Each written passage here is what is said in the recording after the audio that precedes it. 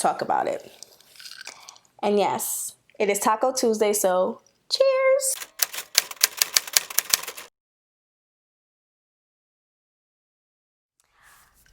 Hi guys, it's me Anne and I'm back with another video. I know it's been forever, but we're going to talk about that. If you're new here, hi, welcome, I'm Anne. If you're not, I'm still Anne, and I'm going to skip the regular intro because I want to get right into it. But before I do that, I just want to say that I hope you all are doing well. This is an unprecedented time here in the world. 2020, child, the ghetto. Like,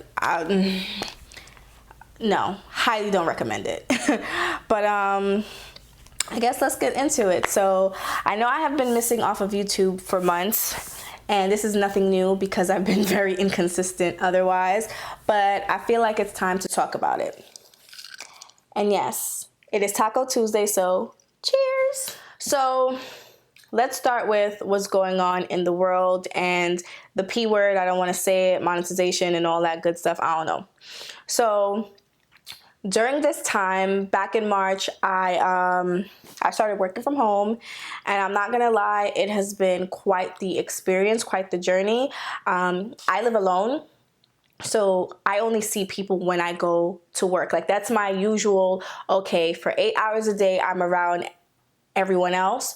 And during the pandemic, that just wasn't the case. The first half, yeah, it was kind of like the first month, I kind of had like a little situation going, but then, you know, things get a little difficult and dangerous and stuff like that. So I ended up quarantining by myself, and it's been a journey. It's been rough. Just dealing with clients who are also going through things and inadvertently taking out their frustrations on you, being very rude, very nasty. And of course, a part of you is like, who you think you're talking to? But then the other part is just kind of like, I know that you're not even mad at me. I know it's about nothing that I did, nothing that I said. You're just frustrated. And it's understandable because during this time, we all are going through things. And for me personally, being here by myself, it was a task. I spend time with myself all the time because I'm one of those functional introverts, but that was by choice. And it's a different thing when you don't have a choice. And for that reason, it drove me insane. I tried to kind of like record, and I did. I recorded a lot of content that I just never got around to editing because I didn't have that excitement to edit, or, you know, just the drive to edit or whatever. Like, I have a hard drive, you know, full of footage, and hopefully at some point I do edit it, but it wasn't there for me. And I didn't start feeling like myself until maybe July, when I was end of June, July, when I was able to do more things. Like outdoor dining here in New York City opened up. You were able to like see friends and do little things. Like I went on a picnic for the first time, which was great. But it's been a very big task, and if any of you can relate, just, you know, let me know down in the comments. But it's been a very, very, very big task, just kind of surviving day by day with everything that's going on. And then unfortunately for me, during the pandemic, there was a friend of mine who was murdered, violently murdered. It made the news and everything. And that happened to be like the best friend, or, you know, very close road dog, Rolly, right-hand man of someone I call my brother. So dealing with that, or watching him go through that, was triggering for me, because I lost my best friend almost 4 years ago, and he too was violently murdered, and it made, you know, the news and stuff like that. So it kind of brought those feelings back, and I was hurt. I was hurt because someone that I love so dearly and is so close to me has to and is experiencing the same pain that I felt, you know? So that kind of put me in a bad place. And this happened in August, and it's September, And not for nothing, watching his stories on Instagram, my friends, you know, my brother's story on Instagram, or just seeing him around, it hurts, because it's like, I can't say I know what you're going through, but I can heavily relate because I've been in a similar situation.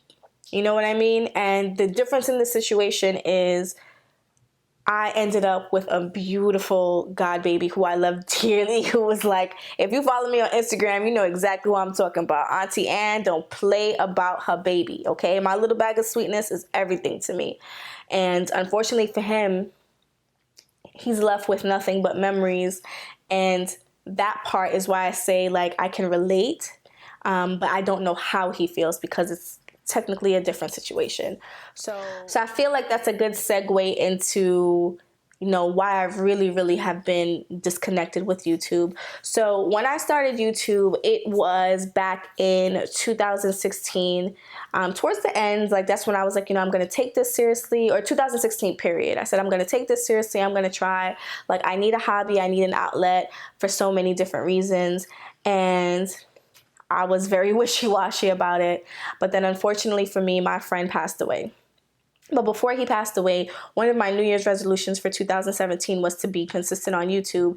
And YouTube became an outlet for me. And lo and behold, I grew. I wasn't even like trying to grow. Like, I literally was creating content to create content, being helpful, doing what I gotta do, and just throwing things at the wall. If it sticks, it sticks. If it didn't, it didn't. Cool. I ended up growing immensely, and that helped me also through that time, because it's like I had something that was just for me, that was separate from my everyday life, separate from the people who knew me, that knew what I was going through, that knew that I was grieving heavily, that didn't know that I was depressed. You know, I can say that now because, like, I've gone to therapists and all that stuff, and I've recognized this. Like, at that point I was depressed, and YouTube was just an outlet for me. So fast forward to 2018, where I'm in a better headspace and things are changing for me and stuff like that. And I start being cyberstalked. I'm still being cyberstalked till this day. And yes, it's 2020. My cyberstalking started June 2018. I even recorded a mukbang about it, and I've never uploaded it. Maybe I'll re-record it. I don't know if I'll put it on this channel or on my Anneayail TV channel, which we'll talk about later in this video. But I will put it up somewhere so that you can understand the story. But during the beginning of the cyberstalking, my YouTube content was being screenshotted and then posted on Instagram.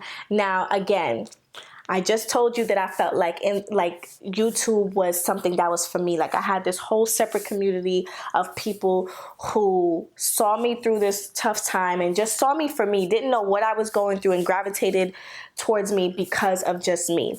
And to have them take it, to have the cyberstalker take it and put it on Instagram to kind of make a mockery of me and just kind of like make fun and all that stuff and use it in the fake pages, that kind of turned me off. And I know from there, my take on just YouTube and social media in general changed. I deactivated my Instagram a few times. I deactivated my Facebook. I just didn't feel safe because any and everything became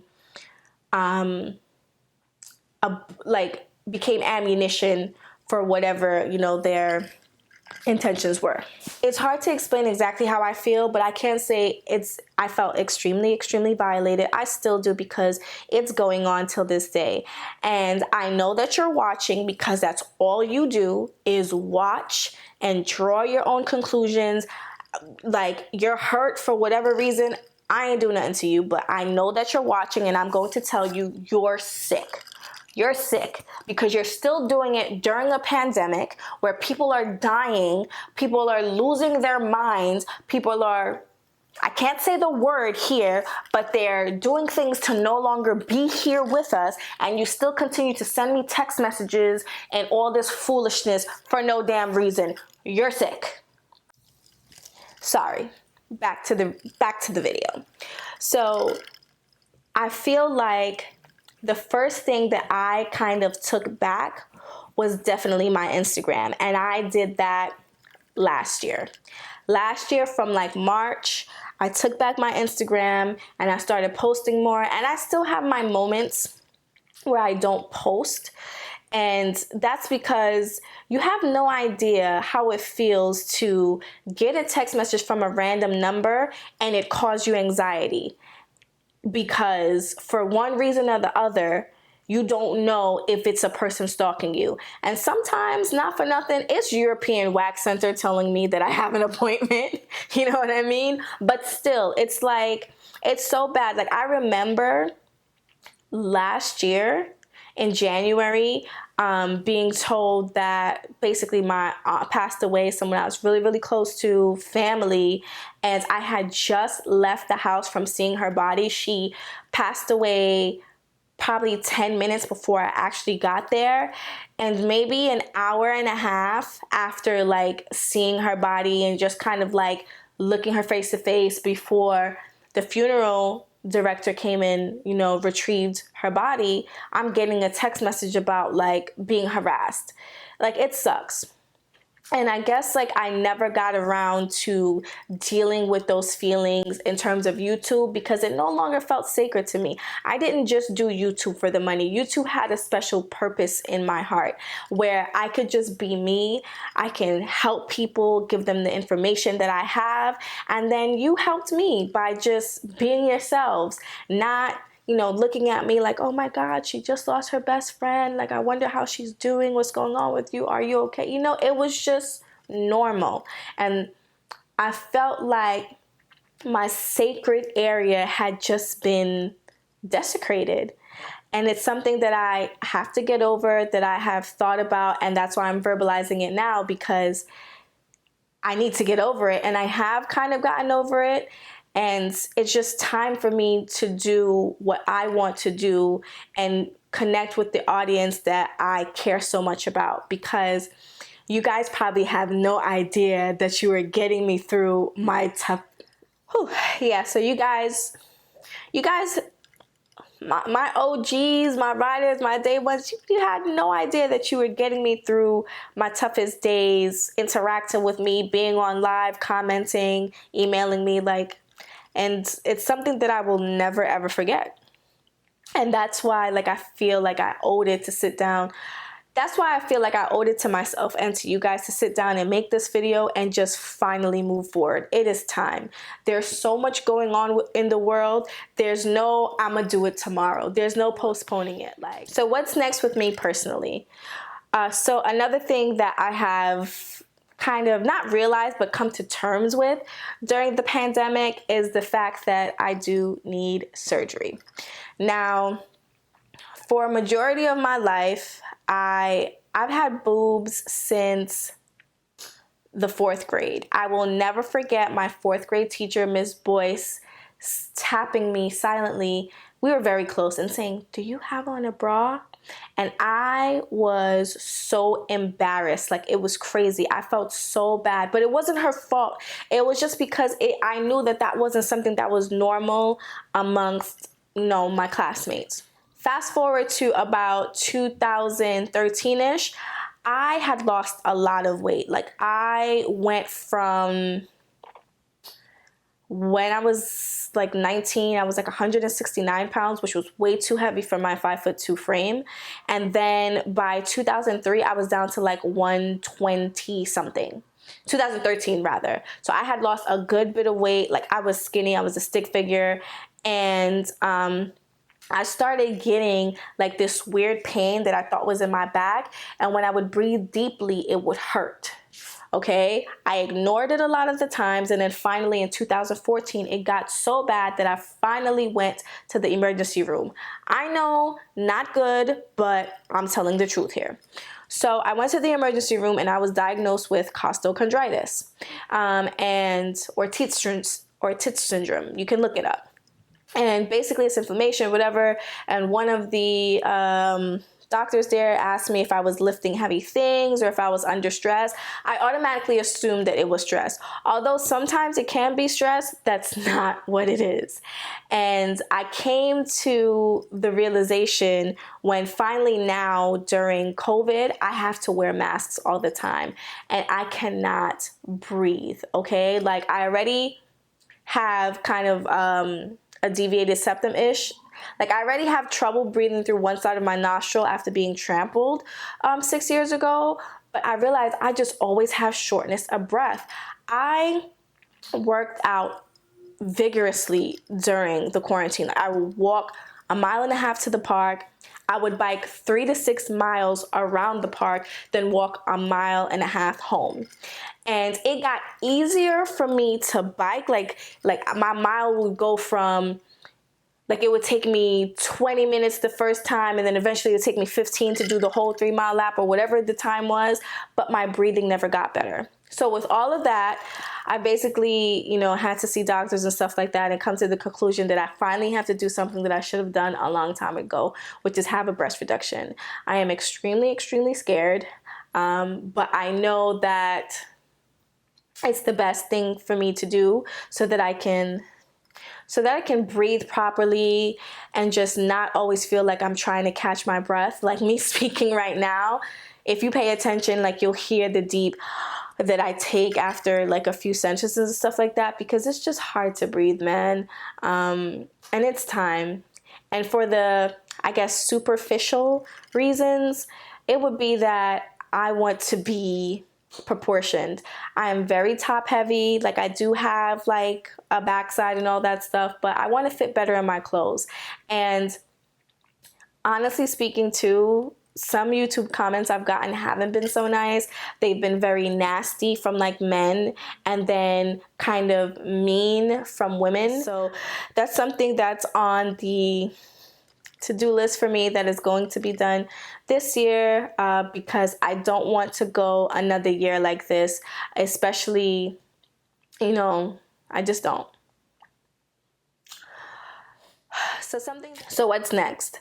I have had a lot of time to sit down and read through my old notes, create new things, and there's a lot of things that I want to share with you guys. And one thing that I've decided that I definitely want to do is to grow my second channel that will be like more so vlogs and lifestyle and just random things that I can post, like if I want to do a perfume collection or if I like have something to shop, try on hauls and stuff like that, because for me, I also want to have a space where I feel like I can do random stuff and things like that. Not to say like this channel, like I'm stuck with one thing, but I just trust me on this one, okay?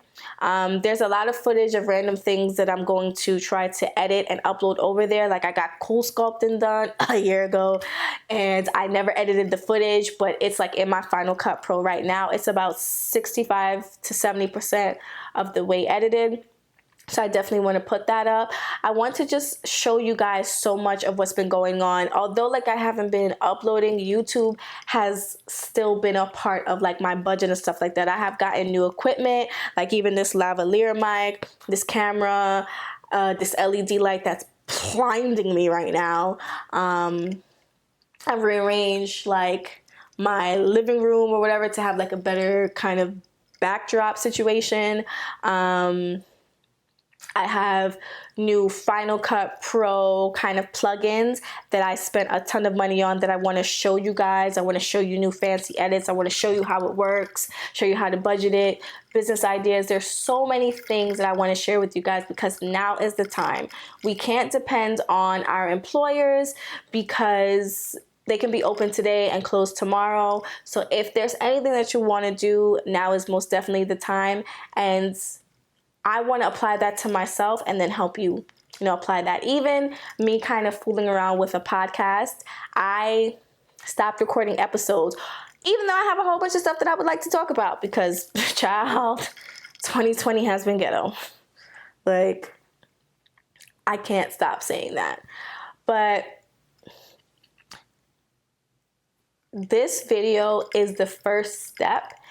And from here, it's just upwards and onwards. I'm going to do my best to just get everything that's up here out to you and find that balance that I used to have, separating, you know, my YouTube life and regular life and not letting things affect me. If there is anything that you want to speak to me about, you can email me if you don't want to make a comment. But if you have like suggestions of content, things that you want me to record, like just anything, just leave it down in the comment section, because I'm here for you. I want to be as helpful as I possibly can. I like that. That makes me feel good.